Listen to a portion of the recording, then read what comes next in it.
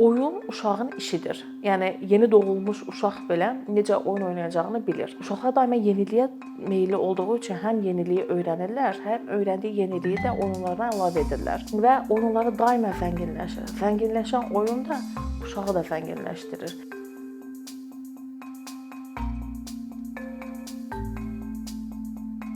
Uşaq oyunlar əsnasında öyrənir və oyunlara hər olunmuş kiçik müdaxilələr belə uşağın inkişafına, şəxsiyyətinə birbaşa təsir göstərir. Ona görə də uşaqların oynadığı oyunları heç də adi, boş iş kimi qiymətləndirməmək lazımdır. Çünki uşaqlar oyun əsnasında inkişaf edir.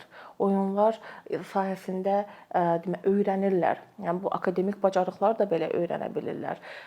Oyunlar əsnasında yaxşılaşırlar. Oyunlar onlara bir ünsiyyət sahəsinə çevrilir. Çünki uşaq adi halda böyüklər kimi özünü ifadə edə bilmir. Və yaxud da ki, ağlıcı verici ifadə nitqi böyüklərdəki kimi inkişaf etmədiyi üçün asan bir şəkildə bir şey qəbul etməkdə çətinlik çəkirlər. Amma oyun əsnasında onu asanlıqla öz dilinə çevirir, öyrənir. Yəni bu öyrənməsini də asanlaşdırır, ətraf mühiti anlamasını da asanlaşdırır. Bir uşağa sözlü şəkildə desək ki, filan şey belə gedir, amma onun anlaması, qavraması tamamilə çətin olduğu üçün oyun əsnasında həmin şeyi asan formada qəbul edə bilir, onu öyrənə bilir və bu şəraiti maksimum dərəcədə biz inkişaf etdirməliyik, dəyərləndirmək lazımdır. Uşağın oyun oynaya bilməsi üçün xüsusi bir mühitə heç də ehtiyacı yoxdur. Yəni xüsusi bir əşya olsun, xüsusi bir oyuncaq olsun, xüsusi bir otaq olsun. Yəni uşaq hər yerdə oyun oynaya bilər, hər şeylə oyun oynaya bilər. Uşaq oyuncaqsız belə oyun oynaya bilər. Bu uşağın bir xəyal dünyasının inkişaf etməsindən, təqlidi bacarıqlarından, paralel oyun oynamaq kimi bacarığından daha çox şey asılıdır. Və bunun uşağın hər oyununa kiçik müdaxilələr belə uşağın oyununu zənginləşdirir. Çünki uşaq oyunun içərisindədir və onun içərisində öyrənir. Ya bunu valideyn tərəfindən dəstəklənməsi, bağçada bir tərbiyəçi tərəfindən dəstəklənməsi, yeni bir temaların qoyulması uşağın dünya görüşünü belə zənginləşdirir. Qısası, oyun uşağı inkişaf etdirir. Oyun uşağı öyrədir. Oyun uşağın bir ünsiyyət vasitəsinə çevrilir. Oyun əsnasında uşaq yaxşılaşır. Özünü ifadə etməyi öyrənir. Yəni uşaq oyun oynamazdan öncə hər hansı bir hədəfi olmur ki, filan şey öyrənəcəyəm. Sadəcə oyun oynadığı zaman öyrənir. Yəni bu məqsədlə də biz müxtəlif spektrdə istifadə edə bilirik. Məsələn, atipik inkişaf olan uşaqlarda müdaxilə proqramı da oyun fonundadır və müəyyən bir məqsəd qoyulur və o məqsədə uyğun oyunlar qurulur. Uşağın təbii ki, maraq dairəsinə aid olan oyunlar qurulur və biz o məqsədə qazanırıq pedaqojik yollarla. Yəni nə isə öyrədirik. Çünki məqsədimiz öyrətməkdir.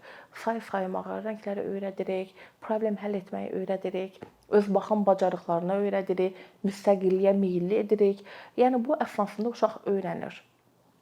Amma yəni dedik ki, uşaq öyrənir, uşaq inkişaf eləyir.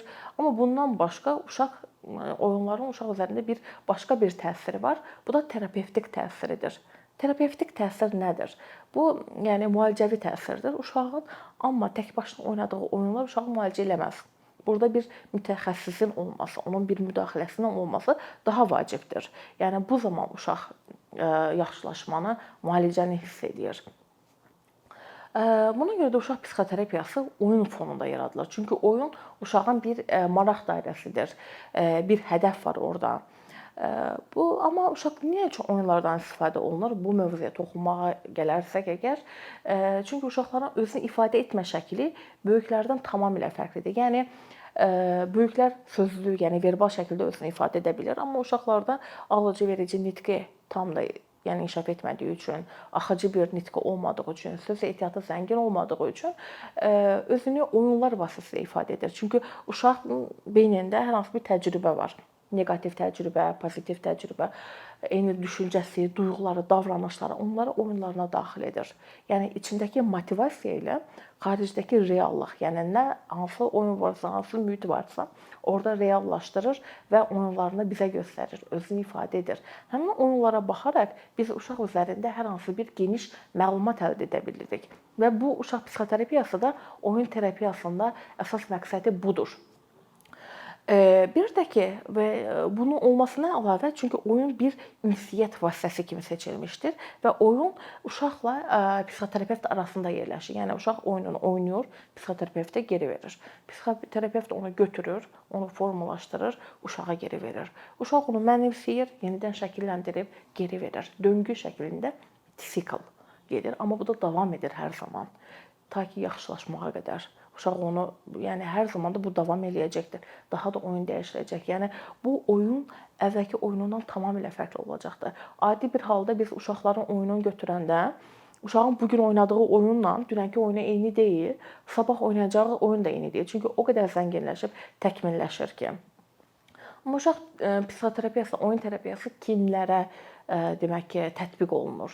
Ümumiyyətlə burada bir uşağın intellektual səviyyəsi də əsas önəmlidir. Yüngül, orta mental pozuntuları müşahidə olunan yanaşı psixoloji pozuntular, məsələn, bunlara davranış pozuntuları, bağlılıq, impulsivlik, depressiya, travma, qorxu, fobiya, travma sonrası stress pozuntusu, bacı-qardaş qısqanclığı, övladlıq, ögey valideynlik bu kimi hallarda olan uşaqlarda ümumiyyətlə tətbiq olunur oyun terapiyası.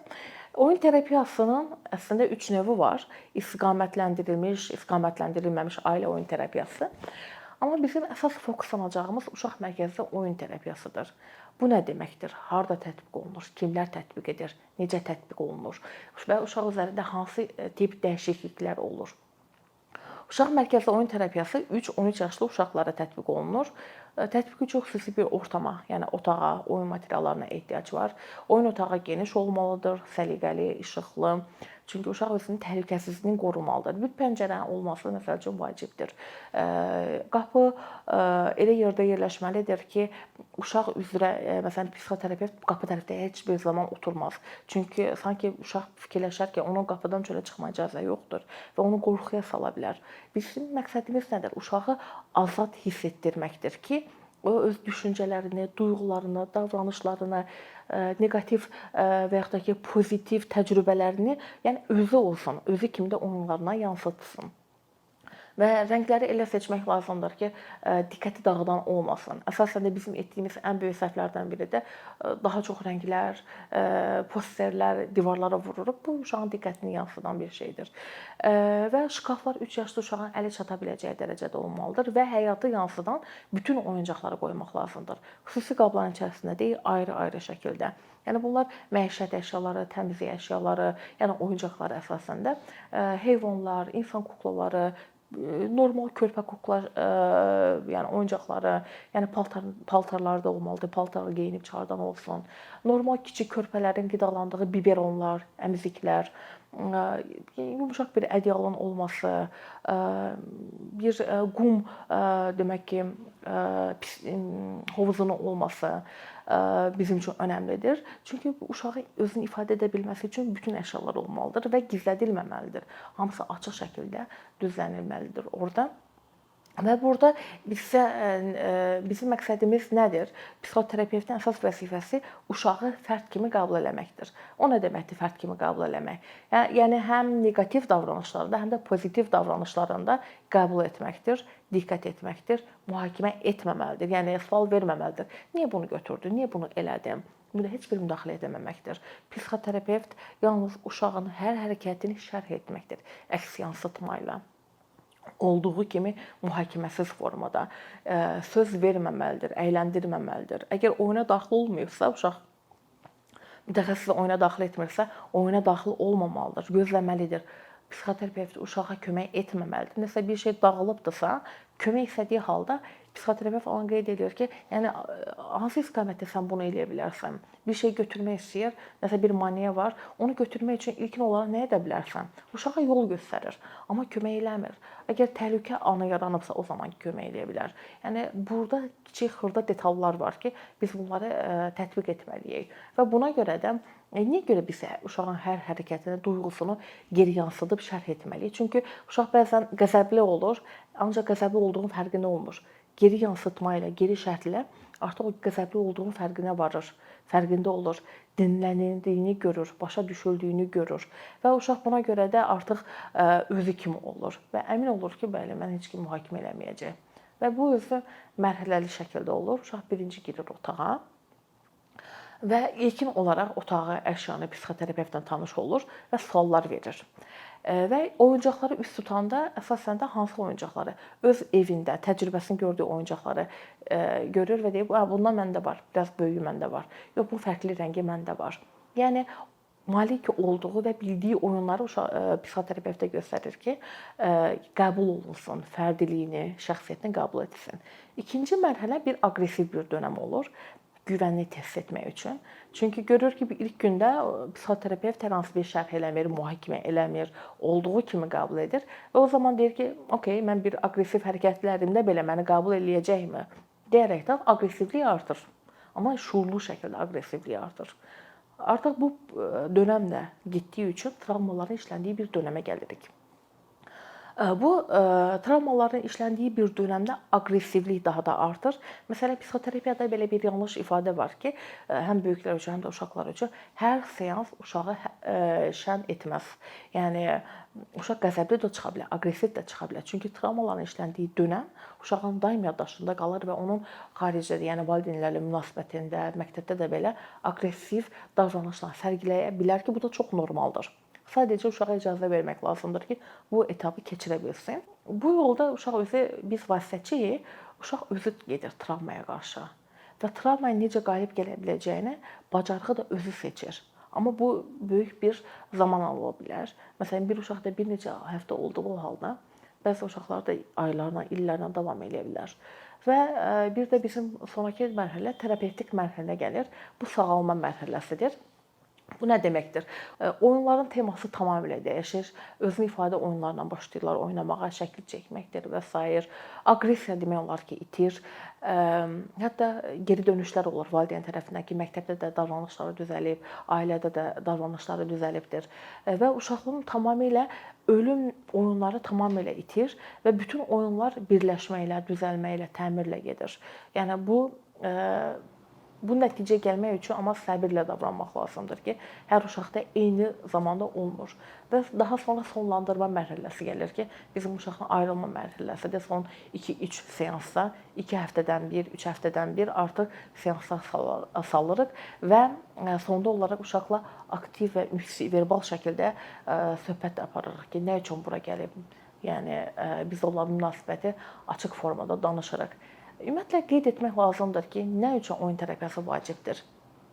Travmaya malik olan bir uşaq həyatının erkən bir dönəmində, hər hansı bir fobiyaya, qorxuya malik olan bir uşaq zamanla sosial geri çəkilmə, şəxsi keyfiyyətlərinin, yəni həyati keyfiyyətlərinin zədələnməsi ilə gedir. Bu həm akademik bacarıqlarına da gedir.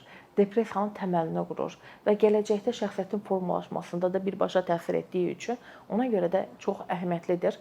Yəni bu dövrdə valideyn daha ayıq olmalıdır, oyanıq olmalıdır və müdaxilə etmək üçün mütəxəssisə mütləq şəkildə müraciət etməlidir ki, uşaq şəxsi müstəqilliyini qazansın, həyat keyfiyyətlərini artıra bilsin. Thank you.